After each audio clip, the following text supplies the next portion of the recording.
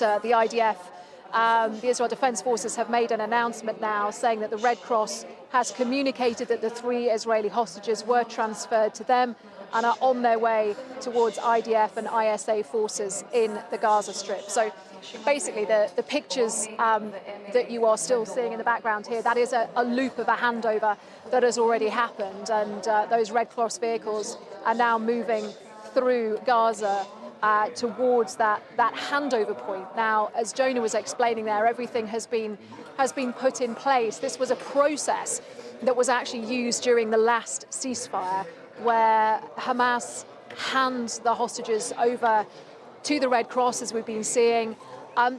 We've seen in the past, different routes being used. There was one particular occasion, one hostage release, where they actually brought a different route out of Gaza. Instead of being taken down to the south, they were actually brought out through a much quicker route halfway down the strip, because one of the hostages needed urgent medical attention. But the way that these things normally work is that they go down, they are handed over to IDF forces, and we've been watching those live pictures as well of Re'im in the south of Israel, where the Israel Defense Forces will take possession, if you like, of the hostages. They will check them over, and then they will take them as quickly as possible. They take them by helicopter just to make that journey as quick as possible. They will take them to Sheba Hospital, where we were seeing and hearing Jonah just a few minutes ago. And then that process of rehabilitation, of medical treatment, but also crucially of reuniting them with their families, that will begin. One element of what is happening just at the moment. Also, we've been watching the scenes at Offa prison as well in the occupied West Bank, where Palestinian prisoners will be released. They will climb onto buses and they will be taken to also be reunited with their loved ones as well. You can see the pictures of preparations there at Offa prison.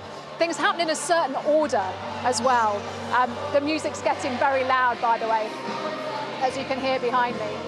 It happens in a certain order, and the handover of the hostages has to happen before the release of the Palestinian prisoners.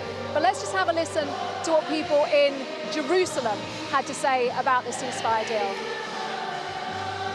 The hostages have to come back. It's a very, very difficult deal. Lots of terrorists are being released, and it's terrible, but we have no option. And another thing is that it's not such a great deal for us either. I'm just praying that most of the hostages come home alive, please God, and that this suffering ends for them. We release killers, they will come back to kill. We know it for sure, and it's very hard what we are doing, and it's very hard. We're dealing with the terrorists. They're cheating us every time, again and again, and we feel very, very heavy. It's like a heavy feeling. I can't do nothing. I'm always thinking about the terrorists that are going back to Jerusalem. The way I see it, it's between bad deal to the worst deal. Unfortunately, we're going to do that, but it's very, very hard. Nobody's really happy about what's going to happen. We're happy to release the hostages. We're really, really happy to have them home, but we know what the cost is going to be.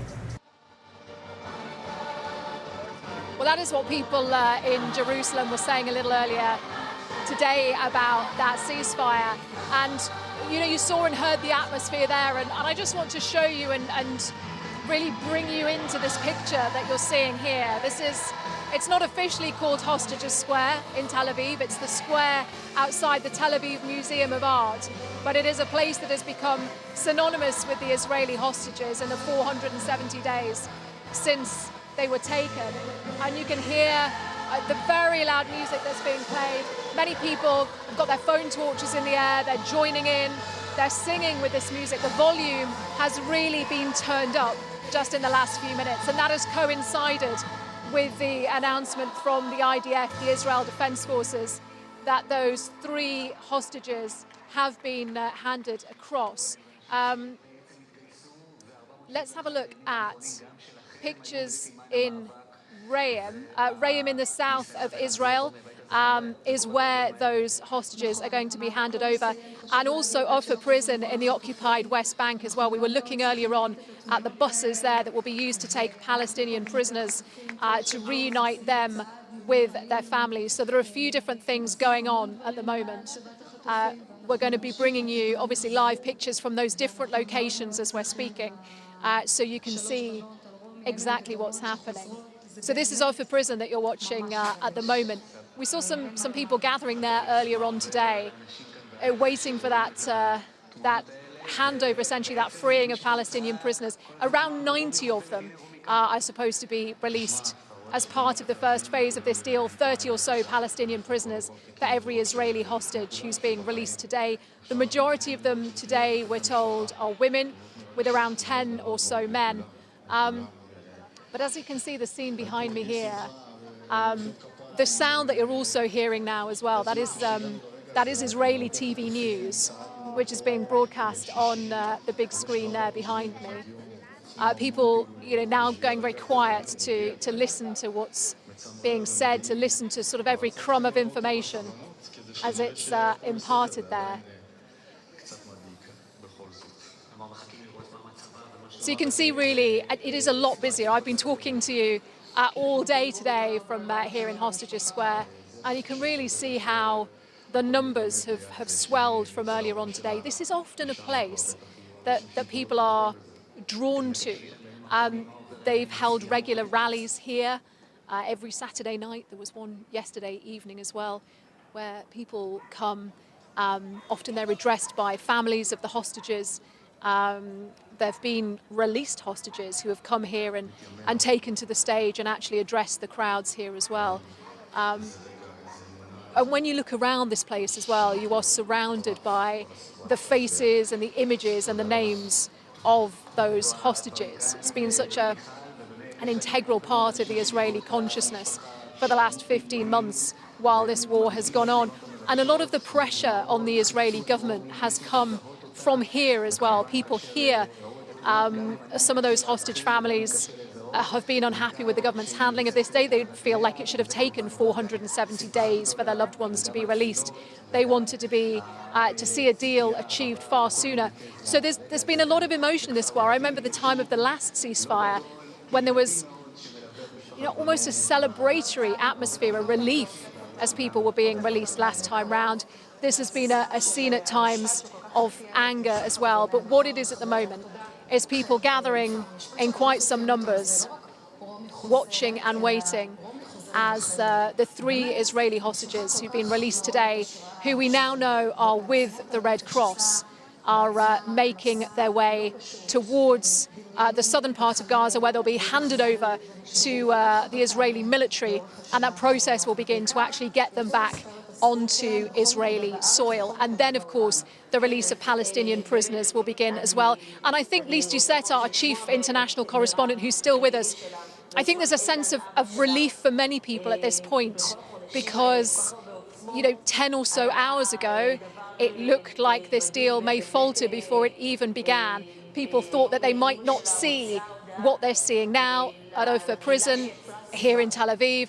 And I think there is a huge amount of relief that this ceasefire did come into place and so far is holding and appears to be going according to that very, very delicate and detailed plan. Yes, and the hours it has taken from the moment where the ceasefire finally began after a 3-hour delay. The process began of handing over 3 women, the first 3 hostages, to be released in this first phase, which is called the humanitarian phase, in exchange for 30 Palestinian prisoners, for 3 Israeli hostages, and we understand that there will be 50 Palestinian prisoners released for every Israeli female soldier who is expected to be released in this first phase. And now it's just down to the final minutes and these extraordinary scenes, Anna, where everyone could be watching that at home, but this desire to be there, to be in that square where so many people, as you mentioned, have gone there. Some people have been going there day after day because it is a place where they have found solace, where they have been able to raise their voices. As you say, the mood in that square has changed over the last 15 months. Now there's been a lot of anger because when they hear reports that the ceasefire, which was finally agreed, was the ceasefire which was on the table in May, so said President Joe Biden, and they feel that time has been wasted, lives have been lost, Palestinian lives have been lost in the thousands. So too, they're not sure how many Israeli hostages would have died in captivity. But these are these final moments where moments of tension, moments of happiness, people holding their breath, and this will be watched across Israel, a nation where it's extraordinary that, you know, in Israel, they say, as you've heard it so many times, Anna, how the country believes that they changed forever after October the 7th. Everywhere you go, and today in that square, the banners of the hostages, they line all the streets and squares in Tel Aviv, in many other cities. They line the hallways in Israel's the international airport in Ben Gurion, just outside Tel Aviv. They feel that these are their sisters and brothers and family members, that there's been this solidarity among the families too. And people will be watching around the world because this is one of those exquisite human moments of rare happiness which will give rise to cautious hope that this can be the beginning of something where all of the hostages will go home, those who are alive and the remains of those who did not survive, so that their family knows at least what happened. And then the hundreds of Palestinian prisoners who will go home. Many of them have been languishing in prison under administrative detention, not yet being charged, never knowing when they would be free. This is a time of intense emotion on both sides in this deeply, deeply political deal, in a war that this region has never, the likes of which the region has never seen. And so many hope that there will be an end to that war, but it's fraught with risk. But this moment is a very, very human moment. Yeah, it is, and you can see from the reaction here, you can see from people's faces, you can see families holding each other, parents putting their arms around children, people rapt, looking at the screen, cheering, those explosive impressions of joy. When they saw just the smallest moment, the suggestion that those women were being handed over, somebody's back in a vehicle, and the way that people cheered and whooped. And while we're speaking, Lise, as well, we're staying on these live pictures of Re'im in southern Israel. We're seeing minibuses pulling up to the helicopters. Because the next stage will be to take those 3 hostages to Sheba Hospital, where preparations have been put in place to receive them. And then also after that, again, as you were saying, Lise, we will see the release of 90 or so Palestinian prisoners today. And this is something that the deal has on repeat, isn't it? It's 3 phases, but this first phase, this first 6 weeks, 42 days, there's a lot of movement like this to come if all goes well, isn't there? Yes, 3 every Saturday for the next several weeks, and then perhaps on the last Saturday at what's supposed to be the end of this first phase, the remaining alive women and children, the elderly, will be released, and then that will, the discussion, the negotiations, which are certain to be very, very difficult, far more difficult than for this first phase. 16 days into this process as well, the negotiations will begin on that second phase, where they will then discuss the freeing of the male soldiers. And Hamas, in this terrible trade in human lives, will be demanding a higher number of prisoners because they see them as, and it's horrible to be able to say it, but such is the nature of this merciless war that, and Palestinians describe the people in prison, their people in prisons, as hostages too, being held there against his will, not being charged. And so there's a price in this process. So in that second phase, it will be the male soldiers. And that's why, Anna, you've been hearing when you speak to people, that of those holding their breath, it is the people who know that whose male relatives who are soldiers or who are young, they know they will not be released in this first phase. They share the joy of the families who will share their loved ones, because there's been this intense coming together of all the families, sharing in their joys. Even those who've lost their loved ones, they rejoice when they see someone else's relative, sister, daughter, grandfather, father coming home, because they somehow feel that's something for them as well, even though their own relative didn't survive this ordeal. And so today there will be rejoicing among all the hostage families, even those who are hoping against hope that this moves to the second phase, and that there is a chance in the second phase, after those first 42 days, if all goes smoothly, that there will be then the beginning of a process that they too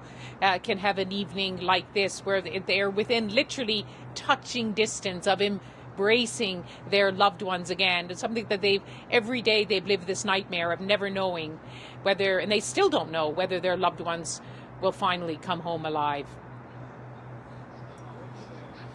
We were talking, Lisa, earlier here in the square to exactly one of those mums. Her son Tamir, a soldier, he was based at Erez that day. She was saying that she has heard nothing at all, doesn't know if he is alive, doesn't know if he's been killed in captivity. But something she said was really interesting, and she was absolutely sharing those sentiments that you described there, Lisa, the joy for fellow hostage families, people who've been bound together by these most traumatic circumstances, who've gained strength and support from each other. But what she was saying she was worried about is the fewer hostages that are still being held. She was concerned that attention would be drawn away, international pressure would be drawn away as those numbers of hostages being held in Gaza dwindled, because that's been a big part of this, hasn't it? That's why hostage families have talked about their ordeal. That's why they've been so keen to put the pictures, the images of their loved ones in the public eye, because they know that often it is international pressure that leads to a breakthrough like this one. Yes, they must be hoping tonight that in being part of this extraordinary moment, this roller coaster of a moment, that the nation will rally then and will demand with even stronger voice that this process has to continue, that the hostages must be made the priority in these efforts to try to end the war. And we've seen, Anna, even senior Israeli generals in the Israeli Defense Forces, even the defense minister who eventually was let go, Yoav Gallant, saying that we've achieved everything we can militarily in Gaza. We must put the lives of the hostages first. And it is, as you say, it has been the hostages family, not just gathering in Hostages Square, those marches that they've done. They were joined at one point by the Histadrut trade unions, the largest trade union in Israel.